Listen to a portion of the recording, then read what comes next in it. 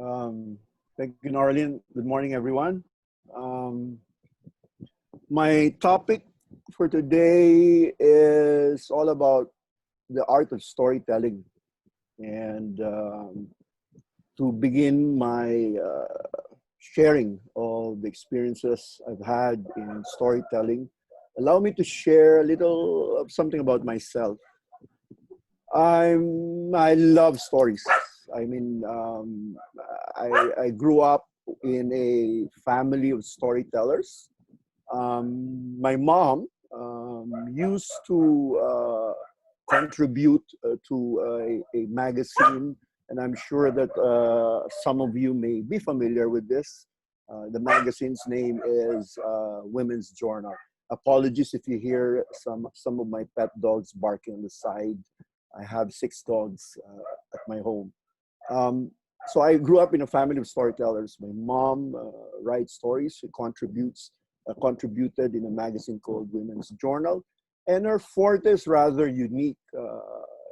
She writes stories about ghost stories, about supernaturals and folklores, and she would do extensive research and how to bring life to these stories that she finds in the provinces.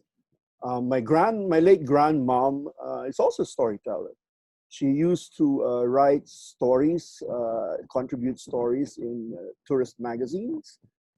She brings magic to destinations, and she has the ability to spot stories within these places and put magic what these destinations are all about.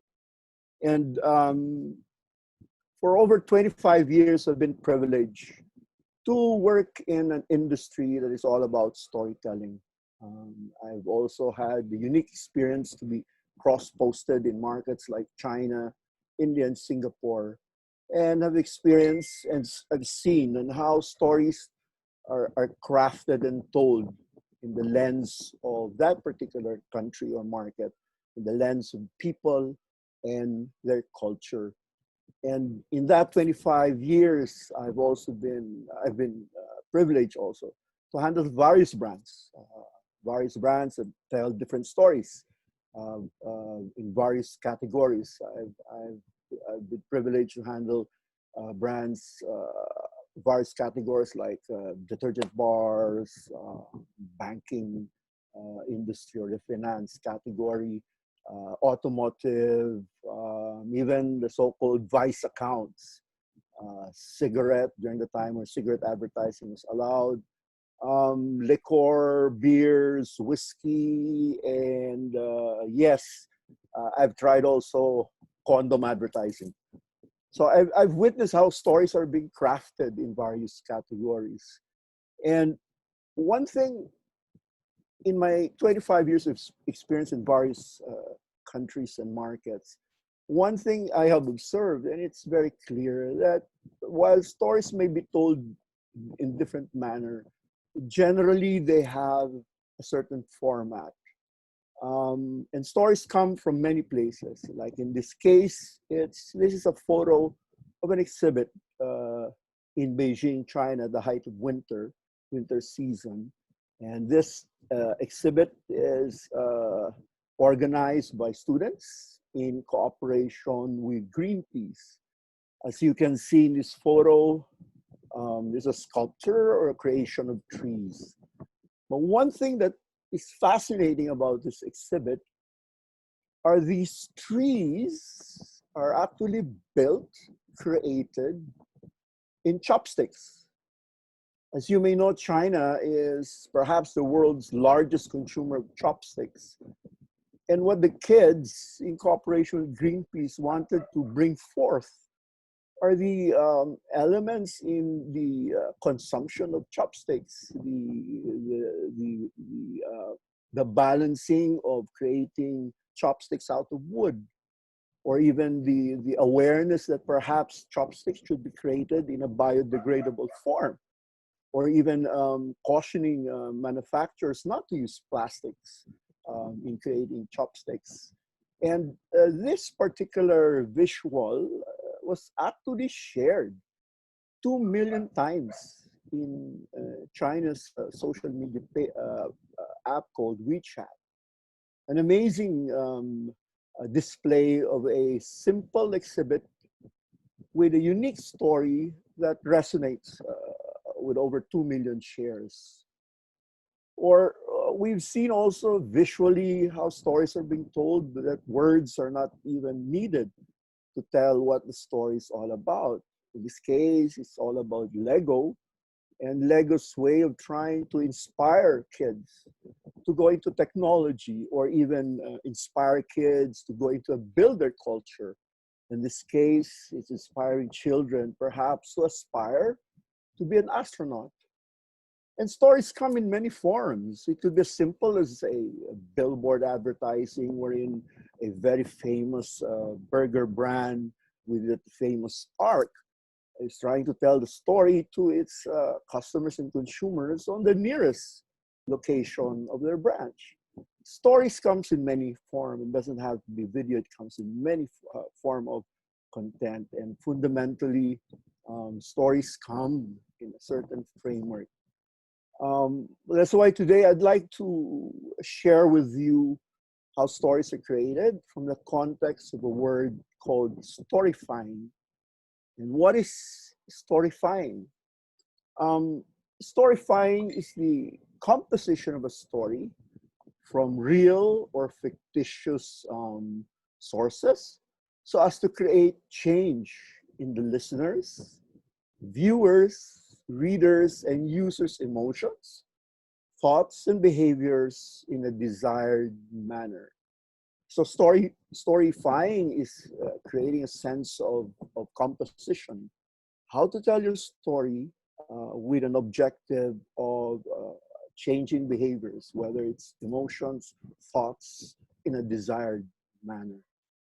And when we talk about storyfying, obviously, we need to look at it from the context of stories, or you have to think as storyline. And one of the famous writer in Hollywood, his name is Aaron Sorkin, said about stories. Every story must have two indispensable things: intention and obstacle. If you don't have those, then you don't have a story. That's coming from an award-winning writer.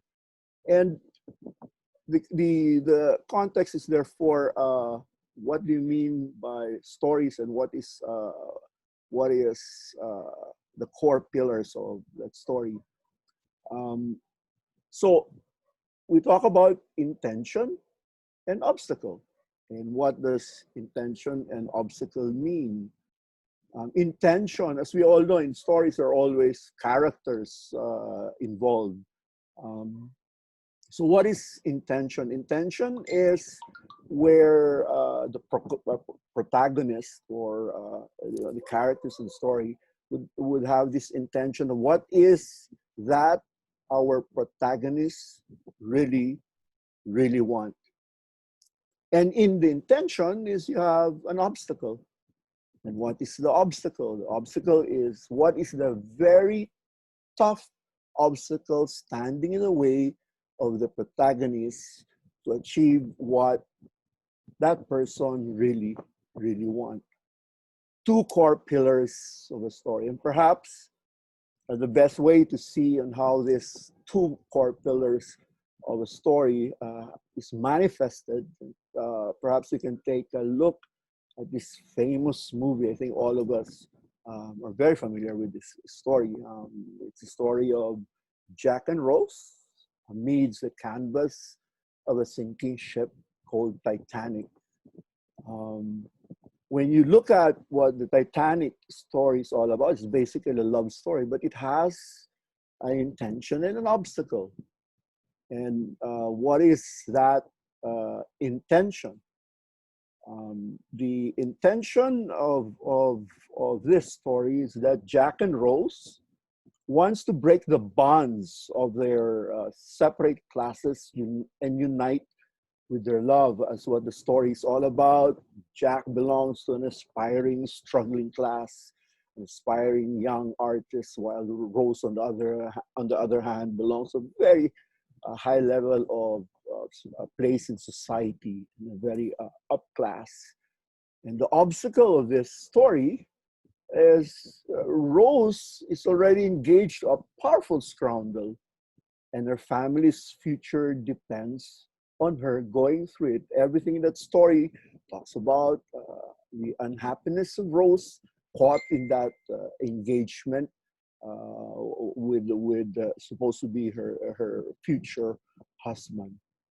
Those are the two core pillars of Titanic, but there are other narratives that when you combine them, it allows the story to be escalated, amplified, and even these components bring bigger life to what the storyline is all about. And there are many little narratives in between. Some of the narratives, perhaps, is the band story. We have 4 or 5 band members so passionate in their music, and they keep on continuing entertaining the passengers at the middle of the disaster. We also have some narrative about how the ship or Titanic was built. It's supposed to be indestructible and built by over hundreds of Irishmen. And also there's some narratives on the passenger stories, stories coming from the lower class, and there's struggles in life. And you have also stories of the passengers belonging to the higher class. And we all have seen the climatic, dramatic narrative or snippets of stories when it was time to abandon the ship. Perhaps even the story of the captain who chose to stay put. Perhaps a regret of what he failed to do, or even the dramatic struggle of passengers to survive. All these elements, narratives, under the intention of obstacle, brings life to a masterpiece of what this story is about, the award-winning Titanic. And of course, the question right now is, with this Hollywood, how do we put that storytelling in a marketing context that has a message, a conflict, a plot, or even characters and narratives? In my experience, brand practitioners, marketing practitioners, advertising agencies have different formats or templates on how to tell their story or the way to tell stories. But generally, there are common ingredients across all kinds of formats and templates. And those are the ingredients that you will see in how to create a storyline in a marketing context. And what are those ingredients? In any story, you must have a hero. In this case, in the marketing context, your hero should be your customer. In any story, there's supposed to be a goal. And that goal is what the customer hopes to achieve by using your products. And stories normally have tension points or obstacle. And what is the obstacle? In the storyline, in the marketing context, it's the problem your product will solve. And in many stories, you'll always have a mentor. In this case, your business is the mentor that guides consumers to the purchase decision process. And all stories should have a moral. In this case, the moral is a call to action that tells the audience what the next step should be, whether it's to visit your website, purchase product, or get more information. These are the common ingredients that we normally find across various kinds of templates executed by brands, marketers, and even advertising agencies. And perhaps appreciate these ingredients put in a storytelling of a particular brand or a marketing campaign allow me to share to you how the storyline of RCBC and how the storyline was crafted and launched when it launched its widest digital online banking services in history to date recently. Full disclosure, RCBC is a client of Entropia CVR, a company which I worked with. And the context here is when RCBC launched its widest digital marketing services, it is in a canvas of today. Today defined as the quarantine situation we're having right now, the safety protocols, the sense of uncertainty. How can customers continue to do banking financial services amidst this high concern on safety and going out in their so-called home cocooning? So allow me to share to you the storyline of this campaign, and perhaps you will see the elements of that format and how to put a storyline in the marketing context. Here it goes. The world has changed.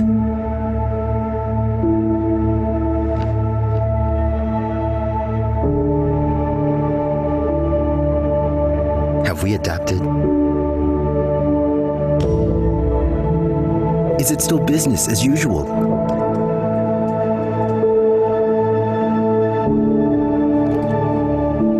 Can we get what we need?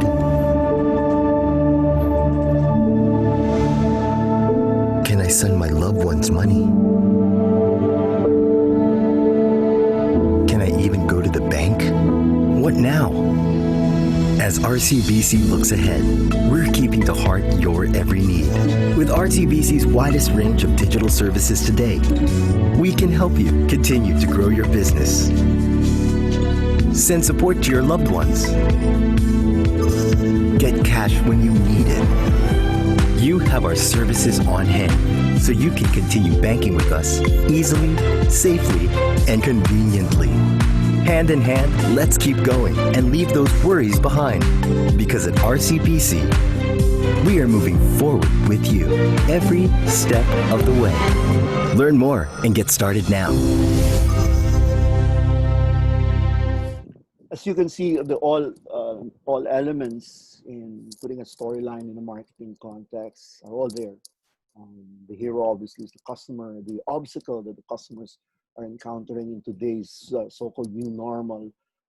It also talks about the business of the brand, being a mentor, and obviously it also puts into forth on what is the moral or call to action. So if you were to summarize what the storyline of this particular message is all about coming from RCBC, it's perhaps best articulated in a Facebook post that describes what it's all about. The storyline would more or less be like this: as we adjust to our changing world, let RCBC help you get started with our widest range of digital banking services so you can continue banking with us easily, safely, and conveniently. Even in these uncertain times, we continue to put to heart your ever-changing needs so we can move forward with you every step of the way. That, folks, is in essence what the storyline is all about. A storyline that RCBC believes is something meaningful to its customers, particularly in today's times as they launch their widest banking digital services. So the other question is, would that storyline format applies to other forms? Perhaps we can take a look and dissect some way famous storytellers would tell their story. In this case, it's the e-commerce website of Tricia Gosintian. She's one of the most popular bloggers, travel bloggers, and fashion. She's one of the pioneer in the blogging space in the Philippines. So Tricia recently launched her e-commerce website, The name of her e-commerce website is Hin Hin. Hin Hin captures, in a way, in many ways, what Trisha stands for. Her beliefs, her persona, and the kind of fashion that she's promoting. To appreciate Hin Hin and what Trisha stands for, let's take a look at this video that more or less describe what the essence of storyline of Hin Hin.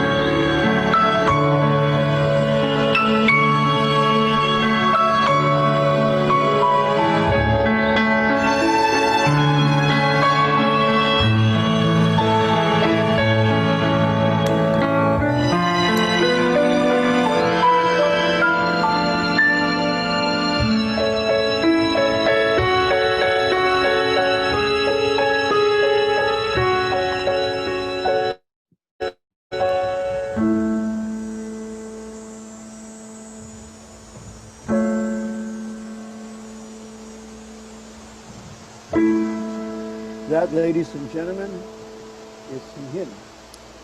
But the storyline of Hin Hin is something that you can find written in Trisha's e-commerce website. And the storyline of Hin Hin is an ode to the secret world, born from introspection, from embracing and exploring your passions from within. Unfettered by noise, you discover the beauty, strength, and whimsy of your own imagination and memory. You begin to celebrate your own voice and vision as you realize you don't need to conform to be heard. With graceful resilience, you begin to write your own story, forge your own path, and create your own quiet revolution. You don't need to conform to be heard for you to forge your own path and create your own quiet revolution. That captures the entire storyline of what Hin Hin is all about. And everything you see in Trisha's e-commerce website embraces that storyline. From stories of her guests highlighted, or even contributors. They come in many ways, various narratives, but they all embody what Hin Hin storyline stands for. And it has a role, as they say, what is the moral of this storyline of Hin Hin? It offers its readers to buy the kind of fashion that embraces what Hin Hin is all about. That is the entire storyline of Hin Hin, with all elements of the storytelling in place. The hero, the object, the obstacle, the intention, all these elements molded together to form the story of Hin Hin. Even global brands, while they differ in terms of templates, creative language, emphasis on certain points, embrace those general ingredients of storyline put in a marketing context. As we all know, Airbnb, so it's the entire storyline. It says it's belong anywhere.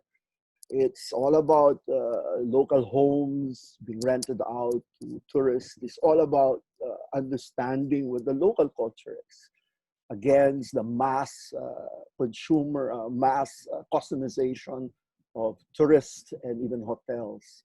And everything that Airbnb do is all consistent to what the main story of Airbnb is all about.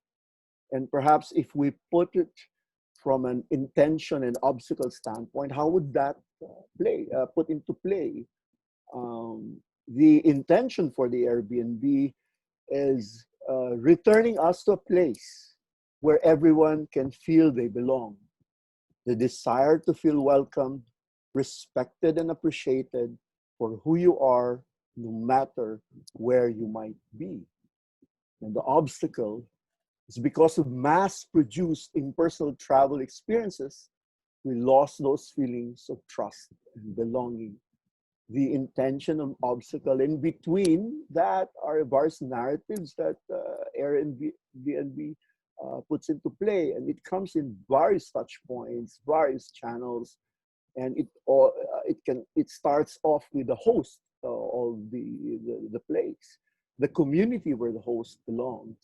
Even in their booking site, mobile site, website, you'll have matching preferences that allows travelers to look for places wherein they can match the preferences they're looking for, the neighborhood, the experiences. Even their social media, the always on content, captures also that kind of storyline. And any other campaigns they have, whether the recent previous year's campaign called Live There, all embody to what the major storyline of Airbnb is all about. The other most important part, when you do storyfying, when you look at storyline, is you really have to get up close and personal to the audience you're talking to. You need to discover insights and understand what kind of storytelling will connect them. Perhaps in the case like Uniqlo, for example, I think we all know Uniqlo, the lifewear brand, is so practical, the essentials are there. And some of the narratives that they're doing, is like in Pinterest, they have this simple do it yourself and how to put your hair up. I mean, as simple as that.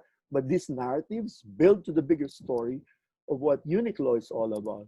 Or even Western Union, wherein a lot of its business is coming from immigrants located in various countries. And since they're immigrants, and the stories that they do miss home, from the flavors of home being rekindled during the holiday season, is part of the narrative of what Western Union stands for. Or even in RCBC, that has quite a number of services, you can personalize content. You can address the various narratives in various personas, contextualize messages, and yet it's one product or service. So in this case, for example, this particular narrative is talking to the younger generation, the you only live once generation, and the product service and how it fits in. Or even the young entrepreneurs, how to make the best out of banking services. Or even a lady so Aussie in details, doesn't want to make sure that there are no delayed payments. Or even somebody who seemed to have problem organizing its documents and payments. All these various narratives form into one big story of what RCBC is all about. So this is storyfying. So when you talk about storyfying, you have to think storyline. Whether it's intention and obstacle, you follow a storyline format of what is the hero, the goal, the obstacle, the mentor. This is what storyfying is all about. They may come in various templates, but all the ingredients remain. But in storyfying, in telling a story, what matters also, you have to understand your customers or your audiences and trying to determine what kind of stories that resonates to them. And what I'd like to share to you is my favorite, my personal favorite storytelling. Coming from a stint of mine in one of the most creative agencies in Manila. Here's my favorite story. I hope you enjoy this story.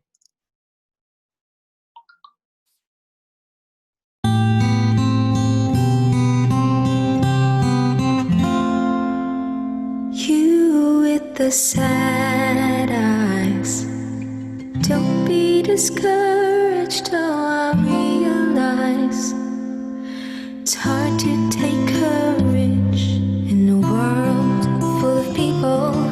You can lose sight of it all, and the darkness inside you can make you feel so small. But I see your true colors shining through. I see your true colors, and that's why I love you.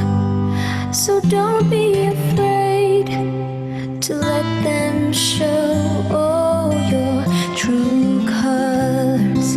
True colors are beautiful.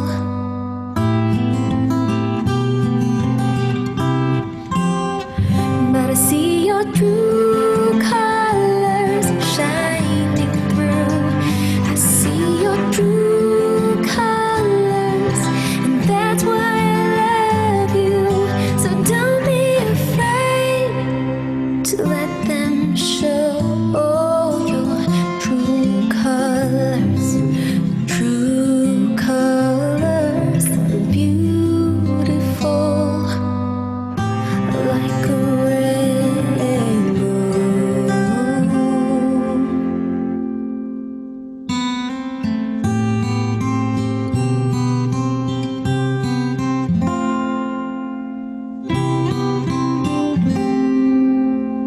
And I'd like to close my presentation from a quote coming from Seth Godin. He said, marketing is no longer about the stuff you make, but the stories you tell. Thank you for listening. I'm Eduardo Mapa Jr. You can find my email address here. I'm forever curious. And just in case you're curious about the company I work with, here is the website. Maraming salamat po. Ed Mapa Jr. signing off.